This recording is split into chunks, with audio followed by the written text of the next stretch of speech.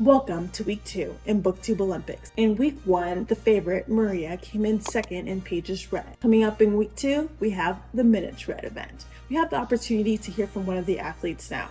Let's listen in. I'm standing here with Maria, the silver medalist in the pages read event. Maria, tell us what's going through your mind as we enter into week 2 of BookTube Olympics. Honestly, thankful is the word. I'm so thankful for the opportunity to be here at BookTube Olympics. I'm thankful for the silver medal in the pages read event.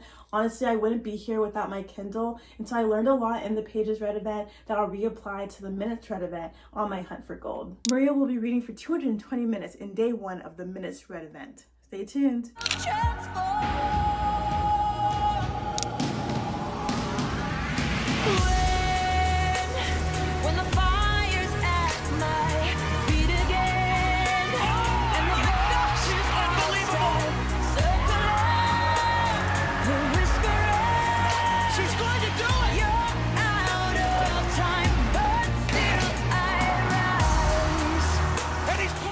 Welcome back to BookTube Olympics. Today is day 2 of the minutes read event. Yesterday, athletes had to read for 220 minutes. Today, they're slotted for another 130 minutes. Let's see how one of the athletes is faring. Let me tell you, trying to read for 3 hours and 40 minutes on a random weekday with a 9 to 5 as a slow reader is crazy. Crazy. It's so crazy. But so far, I am triumphant. I was like, I can't fail this challenge on day 1. And the beautiful thing about the minutes read challenge is that my eyes just need to be looking at the words. So I definitely slowed down towards the end, which I don't know, for better or for worse. I just, pages read is so fun. It's so fun. So my Kindle doesn't help me with this challenge because reading faster does not help. But yeah, trying to read for 3 hours and 40 minutes. Crazy. And you know, it was like almost exactly on the dot because I was watching the clock every like 10 seconds towards the end. It was tough. It was tough. But I did finish Burnout last night, and that was a fun read. Definitely different than Float My Boat, but Kindle Unlimited, it was a fun little read. I don't know, I enjoyed it. I feel like it could have been like a very lighthearted read, and in some ways it was, but there also is a little bit of depth to each of the characters. So that's why I'm like, I wouldn't really say it's like a summer beach read because there's like a little bit of sustenance, not as much as it could have been, but it was good. So I finished Burnout, which means I needed to move on to a different book. You'll never guess what book I chose to read after finishing Burnout. 24 Hours in Paris. It's crazy that it's been almost exactly 1 year since I read this book. I think it was last August of 23, or it was last week in July, something like that, but really, really close. And it's just so fun. I gave it 4 stars initially in the video, and then later I was like, no, this has got to be a 5. So I'm curious to see if this is still a 5, but also I'm staying on brand because it's in Paris. Where are the Olympics? In Paris. Yes. So I'm into the book. Honestly, Myra, the main character, she's spicy. And I think I remember thinking that last time when I read it, that she's just, she comes out the gate like very judgmental, very much like, I'm better than you, I'm more mature than you, you're such a child, towards her one specific coworker, which, you know, is a coworker she falls in love with. But I'm just really excited. It's been good so far, but we'll see if it's still a 5-star read for me. Also, today's challenge is to read for 130 minutes, which is 2 hours and 10 minutes, which is way more doable than 3 hours and 40 minutes. Now that I've done 3 hours and 40 minutes, I'm like, it is doable. Anything above that, questionable for a weekday at least. But 2 hours and 10 minutes, I should make a decent dent. Maybe get like a third of the way through. Maybe almost half. I don't know. The words are so small. I don't remember them being this small. I don't know if you can tell, but they're quite tiny. Okay. Welcome back to BookTube Olympics. Today's day 3 of the minutes read event, and my oh my, time is flying by. Before we know it, it'll be day 5. Welcome back to BookTube Olympics. Today's day 5 in the minutes read event, and a week ago in the pages read event. Day 5 is where Maria faltered in her quest for gold. Let's see how she's faring today.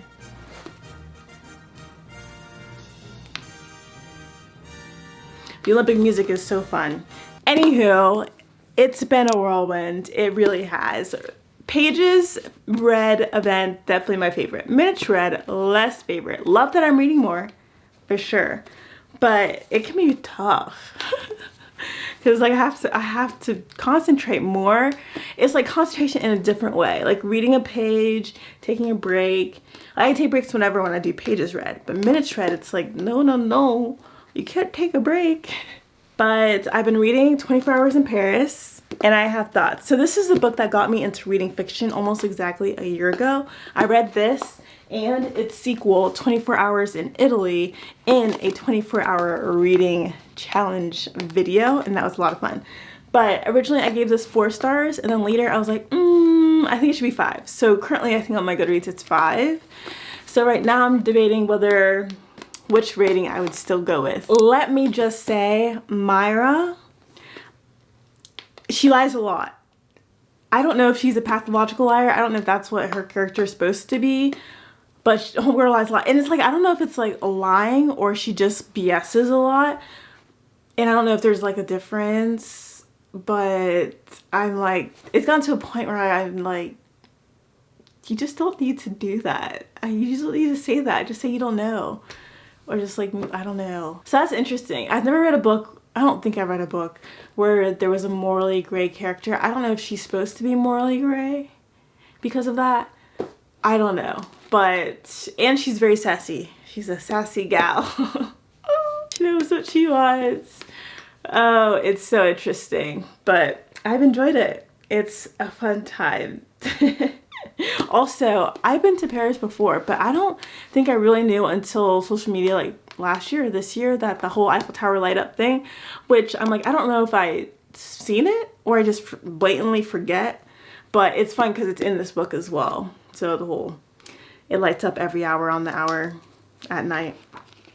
I think until midnight, I think. I don't know if it's all throughout the night. But it's been fun. I have like 70-ish pages left, so 2 hours of reading. Oh, that's another thing is like, it's like, I'm reading like 30 pages an hour, which is just very different than when I was reading Burnout on my Kindle and I was reading like 60 pages an hour. So I wonder if I was reading this on my Kindle, would it be faster? I don't know. But it doesn't really matter with speed because we're doing minutes, baby. So anyhow, probably about 2 hours of this. Today I'm reading for 2 hours and 50 minutes. And so the last hour I'll need to figure out what to read next. Yeah.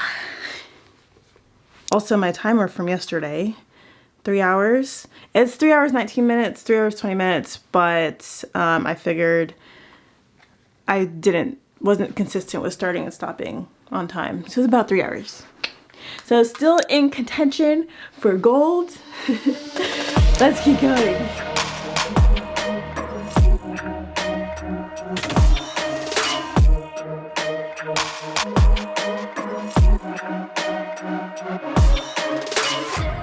Oh, also, let me explain the book. I don't think I've explained this.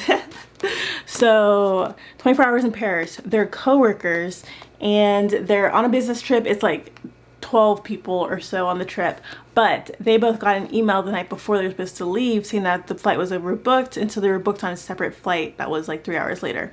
Anyways, they get to the airport, or they try to get to the airport, but there's a strike. All the train conductors are on strike, and so they miss that flight, and so they get rebooked on another flight that's 24 hours later, and so they have an extra 24 hours in Paris together to fall in love.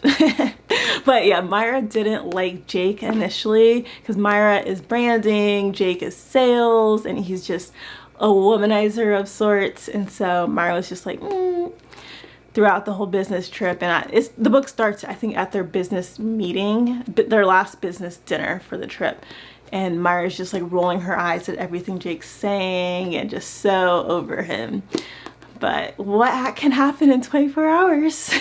I don't know.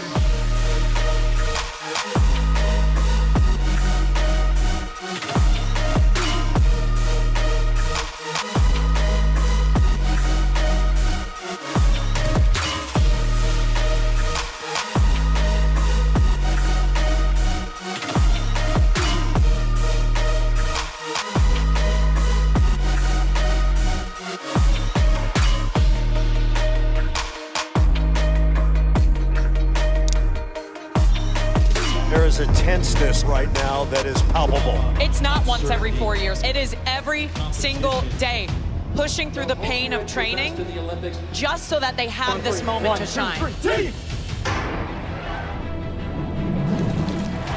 It's the Olympics. If you get it wrong, you have to wait a long time before you can get it right. Everyone wants to see the greatest. Greatest swimming machine we've ever seen. Just got to stay focused. Crab know that there's something special on the line here. There's an Olympic gold medal waiting for somebody who wants it the most. And those are the sights and sounds of day 5 and day 6 of the Minutes Read event. Today, day 7, is the final day of this event, and the US favorite Maria is still in contention for gold. Let's see if she can hold on. I love this book. Love it, love it, love it, love it. Even before I finished reading it, I was like, ooh, I really want to reread it again. It's so good. And I really didn't expect to read this book at the beginning of this video, honestly. I thought I would read at the end so that I could go immediately into reading the sequel, 24 Hours in Italy, which has absolutely nothing to do with the Olympics, so I was going to read it outside of this video. But now I'm torn. Should I do this, even though it has nothing to do with the video, or move on to something else? But yeah, 4 stars, 5 stars, 6 stars, 7 stars, 8 stars, whatever. It is great. Also, this is fully clean. It does have curse words in it, but so fun, so fun. It was so good. Such a good choice to read while the Olympics are happening in Paris for this video. So I finished this. Did a little book shopping. I went for 3 books, came out with 4. So one of the books that I went for was The Paris Apartment, which honestly I'm nervous about reading this because I read the guest list and ended up giving that 2 stars. It just had way too many red herrings for me, and I don't like feeling that type of like whiplash while I'm reading a book. I think while I was reading it, I enjoyed it and it would have been like a 3, but there's not any part of my body that desires to read that book again. So it cannot be a 4 by my definition. So, and I'm afraid after reading the back, I should have read the back before I purchased the book. But after reading the back, which it's just similar to the back that is on the guest list, where it just lists out the characters. This says the socialite, the nice guy, the alcoholic, the girl on the verge, and the concierge. Everyone's a neighbor, everyone's a suspect, and everyone knows something they're not telling. See you in Paris. And so that's a similar vibe to the guest list back cover. I'm just really scared that this is the guest list, but redone in Paris. So I'm giving Lucy Foley a second chance. If this is a bust, that's it for me. I don't know. The Hunting Party does sound good though. I don't know. So TBD on that. And then I saw a book. I don't know if it was on Instagram. I think it was Instagram ads. Lately, Instagram has been targeting me book ads. Like new releases and stuff. I don't know what I clicked on at what point, but now all my story ads are books, which is just so interesting. But I think this was one of the books, or it was in Barnes & Noble email, I don't know. Saw it somewhere, and it's called Let the Games Begin. Did I like put it on my TBR on Goodreads, but then I was like, oh, I don't think I'll get a chance to read this because there were other like Olympic type books that I wanted to read. But then I was in Barnes and I saw it and I was like, ooh, that cover looks really good. And then I walked away and came back and was like, and it's set in the Olympics and it's 2 black people, like, so I bought it, obviously. Unintentional, but honestly, great purchase because it's been so good so far. It's been so good so far. Oh gosh, great purchase. And the cover's like matte and feels good, but the writing, I started annotating because I was like, ooh, it's great. It's great. So got that. And then another book that I got, this is slightly unrelated, fully unrelated to the Olympics. It's a book I've heard of before, and then my manager mentioned it maybe 2 or 3 weeks ago as a book that he would recommend. Actually, it might have been like a month ago. But it's The Wealthy Barber. So picked that up. I figured I'd read it at some point, and the manager mentioned it recently, and then I was like, okay, let me go cop that. It's only 200 pages, which is like super skinny, a little short. Could be a weekend read, potentially. But pick that up. And then the last book that I got, actually, it was shipped, but I think it's arrived. Let me see. So it arrived, but I don't know how I even discovered this one. I think I was just looking for Olympic books and this was like a Google search result. And it is, it's nonfiction, but it's The Olympics Don't Take American Express, the birth of mega sports sponsorships, which I think is such an interesting topic because it is the Olympics. It is international. Also, I love that we still do the Olympics. Like, it's such a great time for the whole world to come together, cheering on their athletes. It's so fun and so great. But yeah, I don't know what's really, it was kind of like the sports sponsorships. The title is honestly really catchy, but apparently it's part 1. Can't say I'll read part 2, but it's about 300 pages, 350 pages. It'll be interesting just to learn more about the Olympics and how they go about their sponsorships and stuff. Which I don't even know who sponsors the Olympics. I don't know, but gonna find out. So it looks very, very, very much nonfiction, like a super long Wikipedia article. Also, one thing that's interesting, it says IOC on here, which is the International Olympic Committee, I think. And then in this book, I guess she can't say IOC, so she calls it the OOC, the Olympic Organizing Commission, I believe. But these are the 4 books that I got. So so I've already started this. So far, so good. Oh, also let me say real quick that Let the Games Begin, she is like interning for the Olympics, and then he is a superstar track athlete. Everyone knows him all across the world, blah, blah, blah. They run into each other, fall in love, maybe, I don't know. But it's so fun. They're both British, but also both Zimbabwean, which is so fun. So learning just a little bit, not too crazy much about the Zimbabwean culture, but it's been fun. It's cool.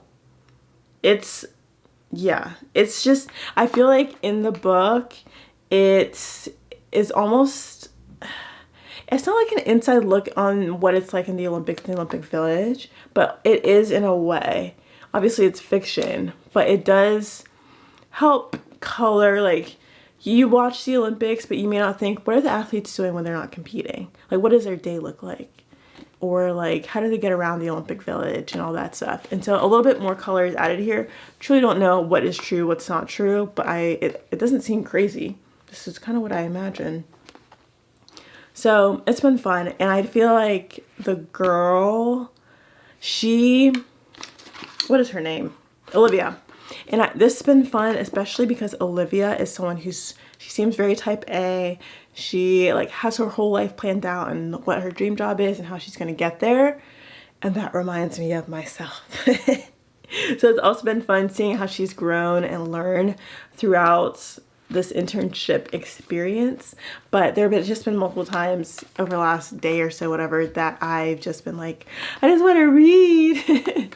So it's been really fun. Really great experience. Yeah, great book. Also, I forgot to say that this book is dual POV. It's dual POV. Also, Zeke, the guy, he has anxiety, so he has panic attacks. But then also, we quickly find out something about the characters very early on that they don't know about. And so I think besides fake dating, that might be my next favorite thing to happen in a book, is when we, the audience or movie, know something that the characters don't know, and you're just waiting. The anticipation of the thing exploding is so fun.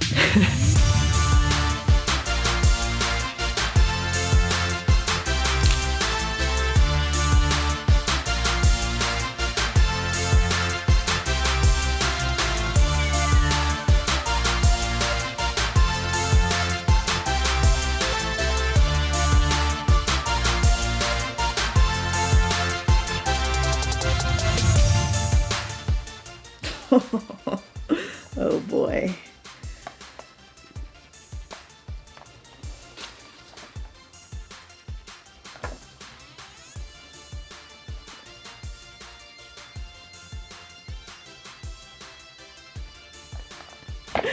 So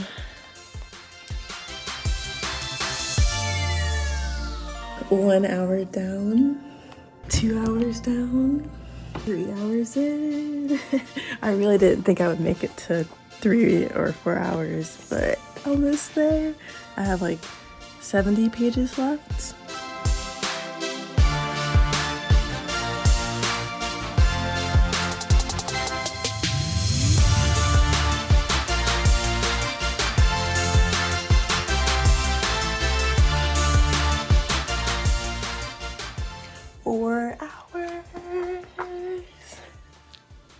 The last few weeks have just been such a whirlwind. It's truly been incredible. I'm just so thankful to have gotten gold in minutes read, in silver and pages read, and to come home with some hardware. It's been so great. You might be like, Maria, why are the medals different lengths? Don't worry about it.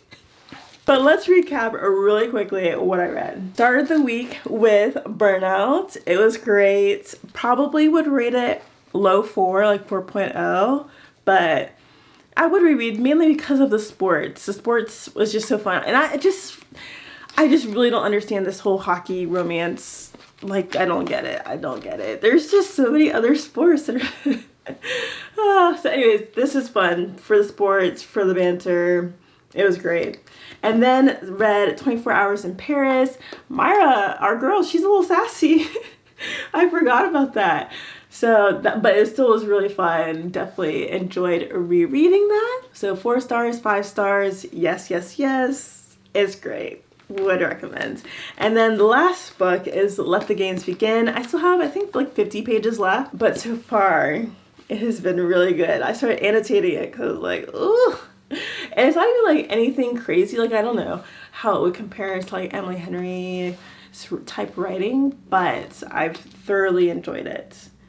Yeah, but I'm also like, I don't know if I would reread it because it's so heavy on the Olympic theme. Like, that's just, I don't know. Maybe if it was, yeah, I don't know. It's just so heavy on the Olympic theme. But I would reread it just for the story, I guess. So yes, I would reread it. To annotate more heavily.